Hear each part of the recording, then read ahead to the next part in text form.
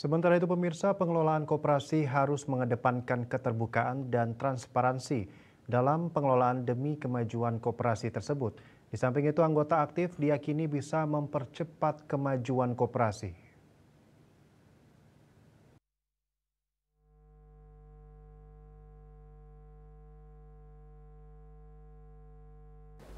Kepala Dinas Koperasi UKM Kabupaten Gianyar Wayan Arsana menyampaikan koperasi di Gianyar adalah terbanyak di Bali dan kini sekitar 871 buah merupakan koperasi aktif.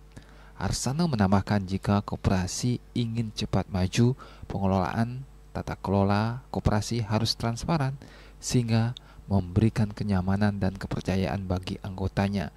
Di samping itu, anggota haruslah aktif baik meminjam uang atau menyimpan dananya untuk dikelola koperasi. Dengan demikian, koperasi akan cepat berkembang sesuai asas koperasi dari anggota, oleh anggota, dan untuk anggota. Koperasi. Nah, fenomena saat ini sering sekali koperasi hanya dibebankan dengan kewajiban. Karena beban koperasi akan makin banyak beban kontribusi negatif dan hasil usaha. Karena beban positifnya di mana dari anggota? Agar anggota bisa memanfaatkan jasa-jasanya jadi jasa kredit koperasi. Itu yang kami harapkan. Juga ke depan kami harapkan KSP Bonus Terdula tidak pernah intinya keterbukaannya dengan anggota.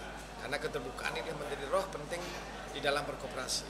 Sesuai dengan amanat Undang-Undang Nomor 25 Tahun 92 bahwa koperasi itu dari anggota, oleh anggota, untuk anggota.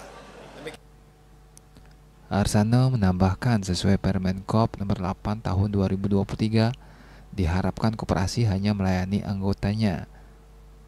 Sehingga dengan bertambahnya anggota, permodalan koperasi juga bisa meningkat. Agus Sudiatmiko, Bali TV.